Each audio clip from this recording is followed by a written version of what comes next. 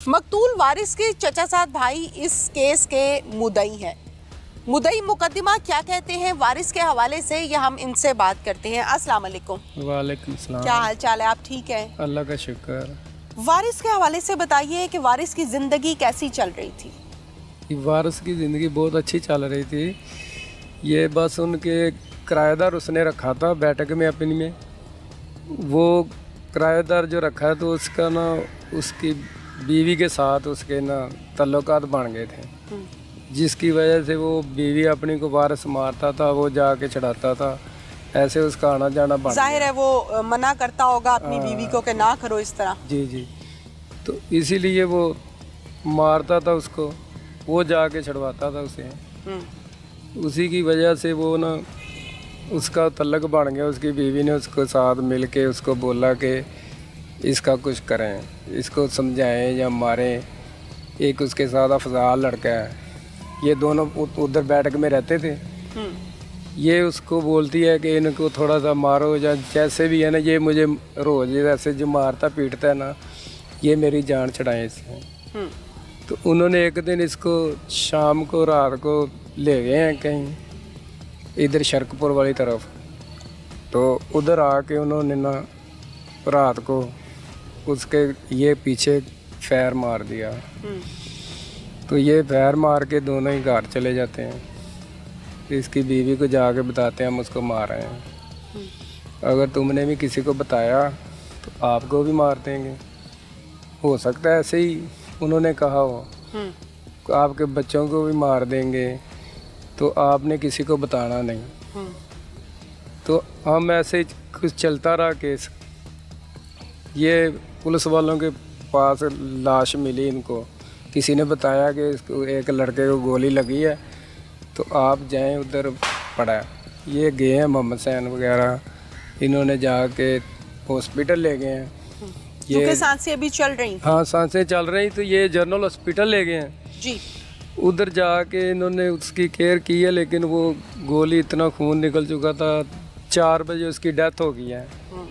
इन्होंने इधर ला के कब्रिस्तान में दफना दिया है, लावारिस करके लाश उसकी। उन्होंने इसके हाथ काटे हैं, इसका फिर फिंगरप्रिंट लिए हैं, फिंगरप्रिंट से इनका ड्रेस मिला है। ठीक है, ताकि पता चल सके ना कौन है। हाँ, उसकी जेब में कोई आईडी कार्ड भी नहीं था, कोई शय नहीं थी। ये कहाँ का कानून है कि कोई गैर मर्द, कोई किराएदार आपके शौहर को समझा रहा है कि आप अपनी बीवी को ना मारा करें, और इस बात पर मारता है या मना करता है कि उसके गैर आदमी के साथ ताल्लुकात हैं? तो वो तो अपनी जगह जायज उसको समझाता था, मना करता था ना। तो बस इसकी वजह से वो उसने नहीं, चचा के बेटे ने हमें बताया ही नहीं कि हमारी बीवी का ये मसला है, मैं उससे तंग हूँ। कभी उसने पर्दा डालता रहा, घर बसाता रहा। जी। अब मुझे मकतूल के बारे में बताइए, अपने भाई के बारे में बताइए कि आपका उसके घर कितना का आना जाना था? बिल्कुल नहीं था, हम खुशी गमी में जाते थे। एक हमारा चचा का लड़का था, एक बेटी थी उनकी। हाँ। वो अपने घर, उसका भी मियाँ फौत हो चुका है बेचारी का। ठीक है। तो ये वारिस था, इसकी जवान बीवी है, हम नहीं जा सकते इसके घर की वजह से, भाभी की वजह से कि भाभी जवान है, हमने नहीं जाना। लोग कहेंगे ये क्यों आते हैं इधर उधर। हमने कभी वो मोहल्लेदार कह देना कि अभी कोई सलामत है जिसका हमारा कोई भी भाई उनके घर नहीं जाता। ठीक है। वारिस हमारे घर में आ जाता था। ठीक है ना, हम नहीं जाते थे, जब खुशी गमी में जाते थे कोई हो तो। ठीक है। उसके अलावा आपकी जो भाभी है, माजरत के साथ मदीहा जो है, उसके और लोगों के साथ भी नाजायज ताल्लुकात थे? हाँ, अभी सुना है, बाद में लोग बहुत बातें बना रहे हैं कि ये बहुत गलत थी, इसकी वजह से गली वाले मसाइब बहुत तंग थे। अच्छा। पहले ऊपर रहती थी, फिर जब उसको मारा फिर नीचे ले आए। ठीक है। किराएदार एक ऊपर पहले रहते थे, किराएदारों को नीचे कर दिया, ऊपर कर दिया, तो आप नीचे आ गए। अब आपका मुतालिबा क्या है अपने भाई के लिए? हमारा मुतालबा मेन मुल्ज़म हमारे तो यही है ना, अफजाल और वकार। ये कहती है, अभी देखो ना इसके छोटे छोटे बच्चे हैं, इसने कहा कि मैंने नहीं इनको कहा मार के आओ। अभी वो उसके सारा सो न्याय दे रहे हैं उसके घर वाले, माँ, उसके कज़न, ये कि हमारी लड़की का गुनाह यही है कि इसने उनको कहा कि इसको मारो, जाके समझाओ कि मुझे रोज़ मारा ना करें। वो कहती है कि मैंने इसको ये नहीं कहा था कि इसको कत्ल कर दो। ठीक है, आपने ये कहा था या आपने ये नहीं कहा था? आपका घर जब घर से लापता है आपका शौहर, तो फिर आपका काम नहीं बनता पुलिस को बताना, राब्ता करना किसी से कि मेरा शौहर मिल नहीं रहा?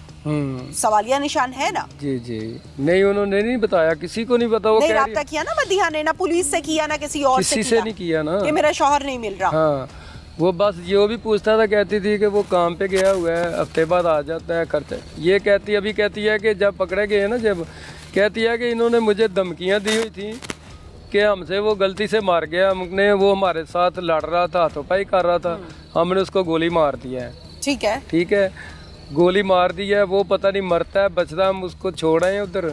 अब तुमने किसी को बताना नहीं, अगर तुमने बताया तो आपको भी मार देंगे, तो आपके बच्चों को ये। आप मुझे इस बात का जवाब दें, जिस औरत के 4 बच्चे हैं, खामद में से घर बार है, शादीशुदा जिंदगी गुजर रही है, अगर तो कोई हो खानदानी औरत, उसके शौहर पर कोई आंच आ जाए, कोई गम आ जाए, कोई दुख आ जाए, तो औरत अपनी जान निछावर कर देती है अपने खामद के लिए। ये तो है खानदानी औरतों की बात, ये तो है नस्ली खवातीन की बात।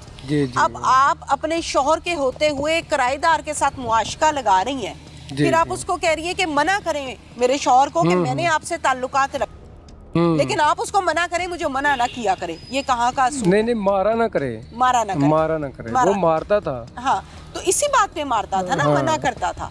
उसको ये नहीं पता था कि ये बैठक वाले के साथ इसके ताल्लुकात हैं। अच्छा, और लोगों की उसको पास शिकायतें आती थी, और लोगों की आती थी। हाँ। यानी कि उस शख्स को, उस मासूम शख्स को, उस मकतूल को ये तो मालूम था कि मेरी बीवी गैर लोगों के साथ आशिकी माशूकी लगाती है। जी जी, ठीक है ना जी, ये तो क्लियर था ना उसको। हाँ जी, इसकी वजह से मारता था, इसी वजह से मारता था। क्या मुतालिबा है आपका? आप समझते हैं कि मदीहा इसमें कसूरवार है?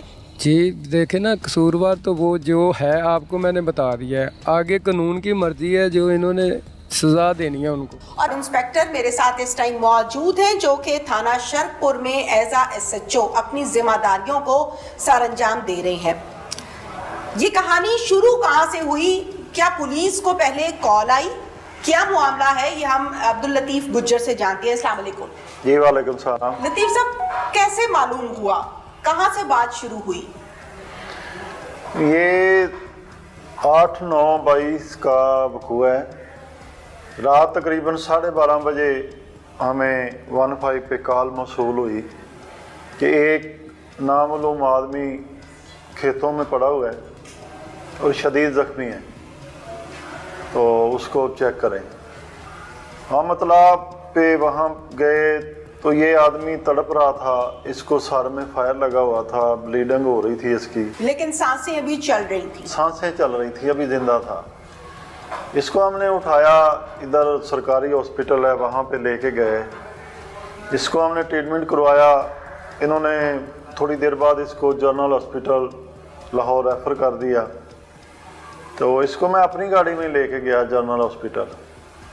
वहाँ पे इसको जाके दाखिल करवाया, एडमिट करवाया इसका, फिर हमने इलाज करवाया, कोशिश की कि अल्लाह करे इसकी जान बच जाए, लेकिन ये सुबह 8:30-9 बजे तक ये ज़िंदा रहा, फिर इसकी डेथ हो गई। ठीक है, वापस आ गए, इसका पोस्टमार्टम करवाया। हमने अपनी मदय्यत में ही इसका मुकदमा दर्ज किया।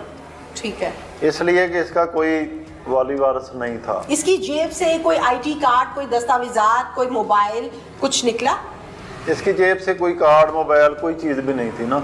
इसलिए अगर कोई ऐसा वक़ूआ हो जाता है, कोई मामला होता है, तो फिर पुलिस, स्टेट, सरकार ही मदय्यत आती है। ठीक है, नामालूम। तो फिर इसका कफन दफन हमने करवाया। उसके बाद इसके तस्वीरें लेके जो सरकारी लीगल प्रोसेस होता है वो कमल करने के बाद हमने शोरोगो का इश्तिहार होता है वो जारी करवाया। फिर सोशल मीडिया पे, अखबारों पे, थानों में इसकी जो तस्वीरें थी वो लगवाई, किसी तरीके से ये पता चल जाए कि ये बंदा कौन है। काफ़ी दिनों के बाद एक आदमी ने हमें बताया कि ये बंदे को हमने बेगम कोट के एरिया में फिरते देखा है।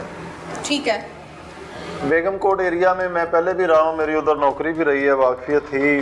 उधर हम गए, मेरा तफ्तीशी गया, हमने उधर जाके लोगों को तस्वीरें दिखाई। तो फिर एक आदमी ने हम बता दिया कि ये बंदा फलां गली मोहल्ले में रहता है। उधर गए तो इसके घर का पता चल गया, इसके घर में गए, इसकी बीवी घर में मौजूद थी, उसको मिले तो उसने वो वावेला शोर शराबा, वो मेरा बंदा मर गया बताया उसको, मदीहा को जाके हाँ बताया, तस्वीर दिखाई, उसने कहा हाँ ये तो मेरा खामद है, ये कैसे मर गया, ये तो इधर उधर ये वो ऐसी वैसी बातें।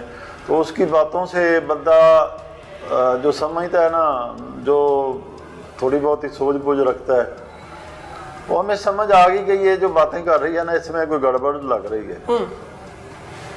तो फिर हम आ गए, हमने अपने तरीके से मोहल्ले से पता किया कि ये औरत कैसी है, इसका किसके साथ तल्लक है, इसका चाल चलन कैसा है। फिर हमें पता चला कि इनके घर में एक बैठक नुमा कमरा है, वो किसी को इन्होंने रेंट पे दिया हुआ है। उस कमरे में एक वकार नामी लड़का रहता है जो रहीम यार खान लियाकतपुर का रहने वाला है। वो लड़का जिस दिन से आप कह रहे हो ये बंदे का मर्डर हुआ है, उस दिन से वो गायब है। ठीक है। और वो कभी कभार आता है, चक्कर लगाता है, चला जाता है, इस औरत को मिलके चला जाता है। लगता ये है कि हो सकता है ये मुलव्वस न हो। हमने उस आदमी की तलाश शुरू कर दी।